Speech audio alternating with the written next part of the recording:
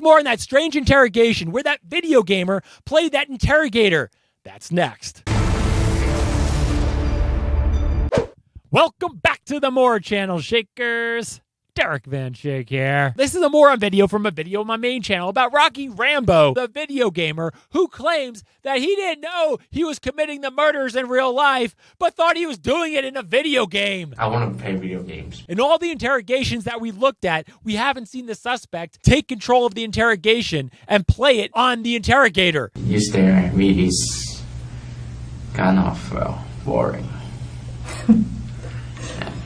Well, I guess if I hadn't heard that before, I would be offended, but... Heard that a lot? And you're still doing it. Okay. And that's pretty much what ended up happening. Feel like a trap. No, I'm sure it is. When the suspect truly feels that he's winning, he's not going to be confessing. Why would you confess if you feel like you're winning? Or did you know we were coming? I have nothing to say. Well, Rocky, come on. Come on, Rocky. I want you to tell me the truth, Rocky. That's all. Even though it may make logical and legal sense for him to confess, he's not going to all of a sudden confess if he feels like he's winning. Also, we have to understand from the suspect's point of view is that he's like, hey, this is my first impression with the cops, basically. And if it's this easy to win over them, then maybe... heck, give it a try, and maybe I can actually get away with this, he's thinking. That's why it's up to the interrogator to make the suspect feel like he's losing. He's losing now, and will lose even more if he continues on this path. But Rocky Rambo felt like he was winning, so he wasn't going to all of a sudden change course. I have nothing to say. Just go home. It is up to the interrogator to maintain power, control, and strength during the interrogation. And the suspect must be made to feel powerless, submissive, and weak for them to confess. What made this interrogation so fascinating was how this interrogator lost a lot of control over the interrogation. No thanks. Husband? Shouldn't. And the suspect, instead of the interrogator, was grabbing power, control, and strength in the interrogation. You can't keep this bottled up. It's not good for you.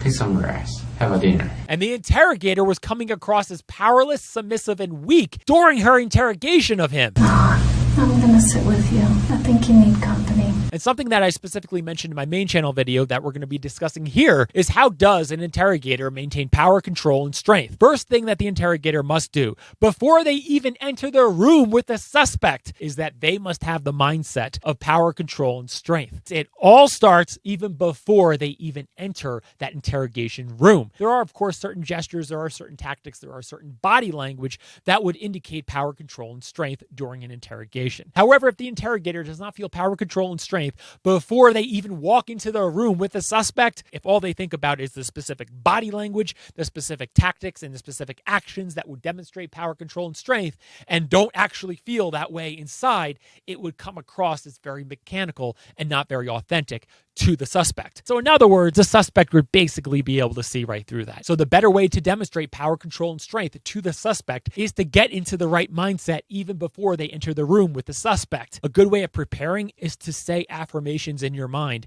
before you even enter the room and have that in your mind that I'm powerful, he's weak, I'm powerful, he's weak, and literally say that to yourself over and over and over. You're building this powerful mindset that will carry in once you enter the interrogation room. You will have stronger and more confident body language when you're in the interrogation room with the suspect. You will come across as authentically confident and powerful, and the suspect will therefore feel that and will naturally feel weak and powerless. And the second thing that she should do even before she enters the interrogation room is demonstrate overly confident body language as she's saying those affirmations. So what would that generally look like? Both hands on hips with your chest out in extreme power pose. And yes, you will look extremely stupid when you're doing it. However, that confident and powerful mindset that you will gain by doing that power pose with your hands on hips and your chest out, that powerful and confident mindset will carry through when she enters the interrogation room. Some of this may sound like, what? Does that really work? It actually does, believe it or not. You can even try this yourself anytime that you need to feel very confident. Maybe a job interview or maybe a customer or client meeting that you need to feel very confident. So what would that kind of look like for you before a job interview? What you do is you go to a quiet room or maybe into the bathroom and you know you're quiet. No one's going to hear you or see you. You put your hands on your hips and your chest out and you quietly mouth whatever you want to be. And you're basically psyching yourself up to be that. Maybe it's like, I am the most most qualified person for this position. I am the most qualified person for this position. I am the most qualified person for this position. I am the most qualified person for this position. Believe it or not, if you do that for about a minute right before maybe a job interview or whatever you're going to be doing, a high pressure situation you're going to be in, and you create that mindset, you will be that when you enter the job interview. And you may be wondering how long something like that will typically last. You know, how long you're going to feel confident if you do something like that. It'll generally last as long as something doesn't break you out of it. Usually a change of situation, change of scene, getting back into your car and you realizing that, oh, okay, the interview's over. Usually at that point, that's when you'll break out of your psyched up trance. All right, let's read your comments. Machine Goat writes, this lady is faking her relatability more than he's faking his innocence. I don't think you're boring. The interrogator cannot come across as inauthentic because inauthenticity is naturally going to be a sign of lack of confidence, and lack of confidence is a lack of power. Would you want to be confessing to a weak interrogator or a strong interrogator? Go and talk to your prison homies and you're talking about your interrogation and how they got you to crack. You wouldn't believe how tough my interrogator was. My interrogator could have got an innocent person to confess. Ugh. You can imagine, right? And then what? You can have Rocky Rambo say, well, I was actually winning against my interrogator. I decided to confess anyway because I kind of felt bad for her because she was begging and pleading for me to confess. I mean, Come on, you're not going to confess. Nathan Snyder writes, no wonder he feels like it's a game. She sounds like an NPC. For those who don't know, an NPC is a non-playable character. Yeah, she sounds very contrived and very inauthentic too. What's your email address? Can I email you? No, thanks. Just call me, please. Just call me. I'm hurt. And that doesn't help her relatability and her honesty and for him to actually believe her and to wanting to open up to her. It's sort of like, you're hiding something, aren't you? I don't want to tell you anything. I feel like it might be a bad thing for me to tell you something. You're right. We aren't friends. I'm not in a position to trust you. But that woman with the sore arm, that was a policewoman. What did you do? You did one of these.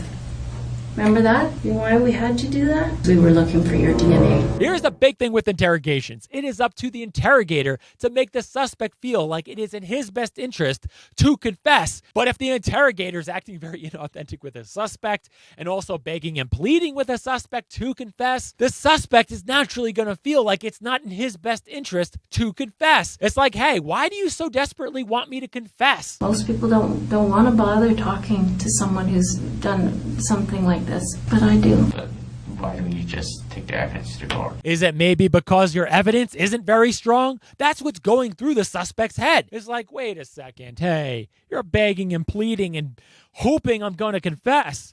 I don't know. I think I may have a case here where I can kind of get out of this then if you so desperately want me to confess. Next comment. Becky Prince writes, she sounds like a powerless mom lecturing her teenage son in all the wrong ways. Oh my God, you are not a millennial. Yeah, not good, right? If the suspect doesn't feel like the interrogator is relatable to them, and a big piece of empathy is having some idea of what it's like in their shoes. But if the interrogator is not coming across as relatable to the suspect is not going to open up and confess. As we discussed, murderers usually feel very alone and misunderstood. So they usually want to talk about what they did to someone who can empathize with them. But if this interrogator feels like his Canadian mom who doesn't really understand him at all. You just playing games, Rocky? Is that what it is? Like, this whole thing seems like a big game to you. You're laughing all the way through the interview. So for him, in this situation with her, there's even less of an urge for him to confess to her because he surely feels like she won't empathize with him. Haywood writes, this is like a kindergarten teacher trying to get something out of a serial killer. She's ridiculous. It's boring? Of course it is. Oh, you hurt my feelings. I don't think you're boring. Again, a suspect is not going to typically confess to a weak interrogator. The only time that they would actually confess to a weak interrogator is if they really wanted to confess. And then they took him out to redecorate his office. Hey, Rocky, you want to come for a breath fresh air? What? Just going to get some fresh air into you. Okay. All of that was coming across as massively reactionary to him, indicating that he is strong and they are weak. They are reacting to him. I'll put some things up Yeah. so that you can see clearly. Not a good situation to be in. And you're pretty much always not going to get a confession if you are seen as weak. Born Sniper writes, I'd order a whole meal and just ignore them after I get my food. So, is there anything that you need right now, Rocky? Savage.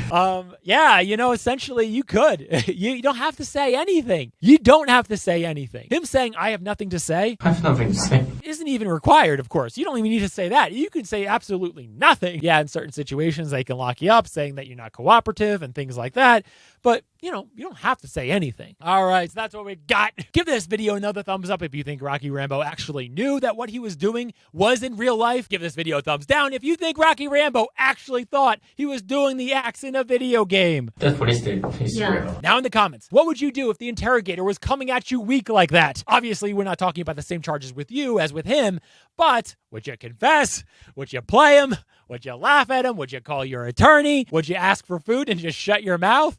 Let everyone know in the comments below. If you're not already subscribed, hit that subscribe button now because you don't want to miss out on more on videos from body language and investigative videos on my main channel. And I'll see you at the top.